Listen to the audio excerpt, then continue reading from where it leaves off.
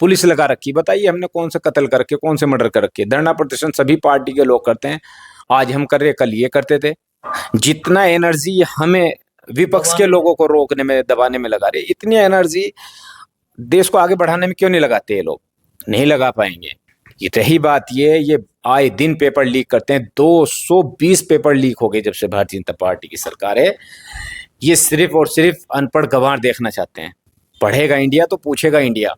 ये ना इंडिया को पढ़ाना चाहते हैं, ना इंडिया से सवाल पूछना चाहते। ठीक है, ये तो पहले वो गोरे अंग्रेज थे, ये काले अंग्रेज हैं। इनकी वो तानाशाही है, आप देख लीजिए। इनको 2027 का, आगामी 27 का इनको पूरा यकीन हो चुका कि भारतीय जनता पार्टी की सरकार उत्तर प्रदेश के अंदर से जाने वाली है। ये उसी दबाव की वजह से आए दिन नए नए काम कर रहे। ये समाजवादी पार्टी के कार्यकर्ताओं को अगर कहीं कोई धरना प्रदर्शन है, उनको बंधक बनाते हैं। आने वाला टाइम ऐसा होगा, आप देख लीजिए, 2-4-6 महीने के अंदर अंदर हम पे भी मुकदमे लगाए जाएंगे। हम एक आवाज उठाते हैं, पार्टी की आवाज उठाते हैं, पीड़ित लोगों की, पीड़ित समाज के लोगों की आवाज उठाते हैं। आए दिन अब हमारे खिलाफ दिन प्रतिदिन नई नई रणनीतियां बना करके और हमारे विरुद्ध कहीं ना कहीं नए साजिश में फंसाएंगे और हम लोगों को मुकदमा करा करके जेल भिजवाएंगे।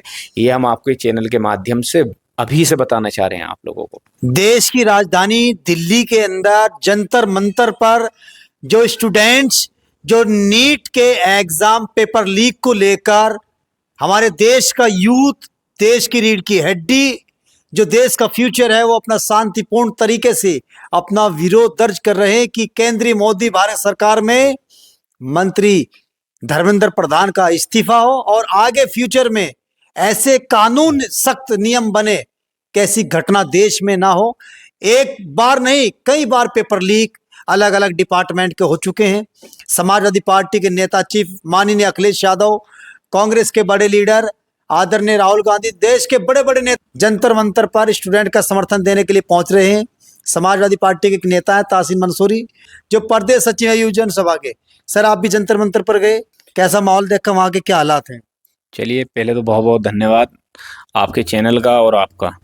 हम लोग वहाँ गए थे, हमारी पार्टी के पदाधिकारी थे और हमारी पार्टी के वहाँ पर नेता थे। मौजूदा हमारे समाजवादी पार्टी के सांसद आदरणीय धर्मेंद्र यादव जी थे, अक्षय यादव जी थे, और सांसद हमारे पुष्पेंद्र सरोज जी थे, और हमारे सांसद समाजवादी पार्टी के संभल वाले जियाउर रहमान बर्क जी थे।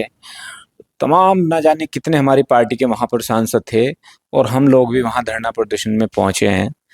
वहाँ हमने जा कर के जो देखा है, समाजवादी पार्टी के कार्यकर्ताओं ने, नेताओं ने सिर्फ और सिर्फ उन छात्र छात्राओं पे जो लाठीचार्ज हो रही थी, जो उनके साथ व्यवहार किया, इस सरकार ने सिर्फ और सिर्फ इन्होंने अपनी मनमानी कर रखी है। वो युवा मांग कर रहे हैं अपनी। एक बच्चा सल भर अपनी मेहनत और तैयारी करता है, तैयारी करने के बाद वो फिर एग्ज़ाम देता है, एग्ज़ाम देने के बाद वो साहब घर तक नहीं पहुंचता तो साहब खबर आ जाती है कि पेपर लीक हो चुका है। अब आप ये देख लीजिए कि तन मन धन से एक बच्चा तैयारी करता है, युवा तैयारी करता है, और उसके बाद उसको निराशा मिलती है और ये सरकार कुछ नहीं देती। ये युवा विरोधी सरकार है, ये किसान विरोधी सरकार है, ये छात्र छात्राओं विरोधी सरकार है। जिस तरीके से इन लोगों ने अग्निवीर की योजना चलाई थी, अभी अग्निवीर योजना के भी 4 साल होने जा रहे अभी दिसंबर के अंदर। आप ये देख लीजिए, दिसंबर में जिस टाइम वो रिटायर होकर के आएंगे, इस सरकार का क्या हाल होगा। 4 साल में बताइए आप, उनके कौन सा एज निकल गई, और इन्होंने लगातार यही काम किया हुआ है। हम नीट के एग्जाम पर क्या होना चाहिए, इस्तीफा तो नहीं हो रहा धर्मेंद्र प्रधान का? ये मनमानी कर रहे हैं लोग।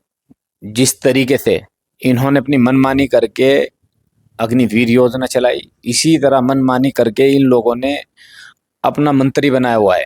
अब ये इस्तीफा इसलिए नहीं दे पा रहे, कहीं ऐसा ना हो कि समाज के बीच में अपनी गलती का एहसास हो जाए। ये अपनी गलती को कभी गलती मानने वाले लोग नहीं हैं। 2024 में जो लोकसभा का चुनाव हुआ था, समाजवादी पार्टी ने और प्रदेश की सम्मानित जनता ने इन लोगों को इनका एहसास दिला दिया था। आज ये बैसाखी पे सरकार चल रही है। ये अपनी मन मर्जी, तानाशाही के हिसाब से ये सरकार चला रहे हैं। आज ये देख लीजिए, जब जब देश के अंदर कोई बड़ा बवाल मचता है तो ये कोई नया एक फार्मूला लेके आते हैं। अब इस बार भी ये देख लीजिए कि वहाँ धरना प्रदर्शन चल रहा है, तो धरना प्रदर्शन के साथ साथ ये कोई इसी बीच में चलते चलते कोई ना कोई देश के अंदर बड़ी घटना घटवा देंगे। बट मैं कह रहा हूँ, जैसे आप जंतर मंतर से दिल्ली से आ गए, उसके बाद यहाँ जिले पर आपके साथ क्या घटना हुई? जिले पे हमारे साथ ये हुआ। अगले दिन हमारे समाजवादी पार्टी के राष्ट्रीय अध्यक्ष आदरणीय अखिलेश यादव जी जंतर मंतर पहुंचे, तो उनको वहां से अरेस्ट कर लिया था। उनको अरेस्ट किया तो पूरे प्रदेश के अंदर समाजवादी पार्टी के कार्यकर्ता हर जिले में जो जहां था वो वहीं धरना प्रदर्शन करना उन लोगों ने शुरू कर दिया था, ताकि शासन और प्रशासन को पता लग जाए कि वो युवाओं के लिए लड़ाई लड़ने, युवाओं के समर्थन में गए थे। आप लोगों ने उनको ही अरेस्ट कर लिया। आप जो आवाज उठाता है, आप हमेशा उस आवाज को दबाने का काम क्यों करते हैं? राहुल गांधी को भी किस तरीके से वहां घसीटा, नाक पर खोंच आई, टी शर्ट गंदी हुई, जूता गुम हो गया। अखिलेश जी कह रहे कि पुलिस वालों भैया कहाँ ले जा रहे हैं। चंद्रशेखर आजाद, राज्यसभा सांसद संजय सिंह, तमाम लीडर के साथ इसी तरीके का गलत। देखिए, ये इन्होंने अपनी मनमानी कर रखी, मनमर्जी कर रखी।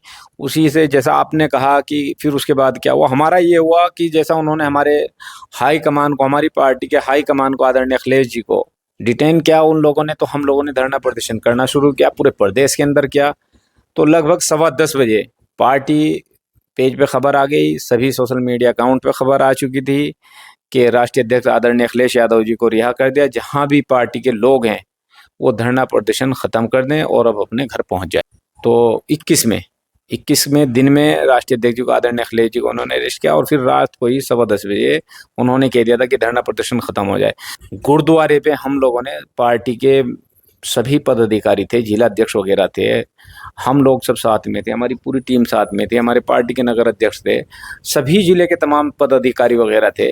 वहाँ पे चौधरी चरण सिंह जी की मूर्ति लगी हुई है, तो वहीं पे जा करके हम लोगों ने धरना प्रदर्शन करना शुरू किया था। तो उन्होंने वहाँ से गाड़ी बुला करके हम लोगों को वहाँ से गाड़ी में बिठा करके ले गए थाना आदर्श मंडी थाने। हमें रात भर रखा बिठा करके, पूरी टीम को हमारे साथ बिठा कर रखा। हमारी पूर्व शहर में NLM की हमारे साथ रही महिला हैं डॉक्टर दीपा पवार जी, वो भी सब साथ में रहे। उसके बाद अगले दिन उन्होंने लगभग 10:15 साढ़े 10 बजे के आसपास उन्होंने जो जिस थाने का था, वहाँ उन्हीं थानों के 5 थानों के लोग थे वहाँ पे, हम लोग पार्टी के लोग, थाना भवन के, गढ़ी के और शामली कोतवाली, फिर हुआ क्या? काफी कार्यकर्ताओं के साथ कैराना के और आपके कांधला के, सभी को उनको बुला करके उन्होंने उन थाने में भिजवा दिया। भिजवाने के बाद सभी कार्यकर्ताओं को उनके घर छोड़ा गया। उनके साथ एक पुलिस वाले की ड्यूटी लगा दी, 2 पुलिस वालों की उनके घर पे भी। उसके बाद हमें लाया गया थाने में। थाना आए थे, उन लोगों को रिहा कर दिया। हम लोगों को शाम को 5 बजे तक थाने में बिठा करके रखा। क्या शामली पुलिस ने बदसलूकी की आप लोगों के साथ? हम हैं संघर्षवादी, हम हैं समाजवादी।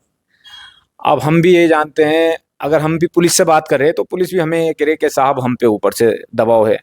विपक्ष में तो ये लोग भी रहे, कभी हम लोगों ने ये इनके साथ, हमारी पार्टी में, हमारी पार्टी की सरकार होती थी, जो कर्मचारी अधिकारी आज हैं वही कल थे। कभी हमारी पार्टी के हाई कमान ने, कभी हमारी सरकार ने, समाजवादी सरकार होती थी, उन्होंने कभी ये नहीं कहा कि किसी के साथ भेदभाव करो, किसी पे जुल्म ज्यादती करो। ठीक है, धरना प्रदर्शन हो रहा, उसे शांत करने, कंट्रोल करने के लिए एक सीमा रख दी, 2 घंटे 4 घंटे रखा। उसके बाद ठीक है भाई, आप लोग 18 घंटे बंधक बना। तासीन मंसूरी के दिल में पीड़ा है कि शामली पुलिस का रवैये पर भी 24 घंटे गुजर गए, 24 घंटे से भी ज्यादा गुजर गए, पुलिस लगा रखी। बताइए हमने कौन सा कत्ल करके, कौन से मर्डर कर रखे? धरना प्रदर्शन सभी पार्टी के लोग करते हैं, आज हम कर रहे, कल ये करते थे। हम एक आवाज उठाते हैं, पार्टी की आवाज उठाते हैं, पीड़ित लोगों की, पीड़ित समाज के लोगों की आवाज उठाते हैं।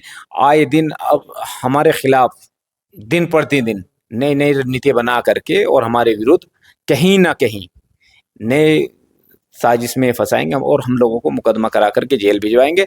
ये हम आपके चैनल के माध्यम से अभी से बताना चाह रहे हैं आप लोगों को। ये है तासीन मंसूरी, प्रदेश सचिव युवजन सभा, जो सीधा सीधा पुलिस पर आरोप लगा रहे हैं कि जब समाजवादी पार्टी की सरकार हुआ करती थी, जो लोग धरना प्रदर्शन हमारी पार्टी की आलोचना किया करते थे, तो इस तरीके से हमने एक्टिविटी पुलिस को करने नहीं दी, नहीं हमारी पार्टी की गाइडलाइन नहीं है जो भारतीय जनता पार्टी तानाशाही के मोड में करा रही है। नमस्कार, धन्यवाद।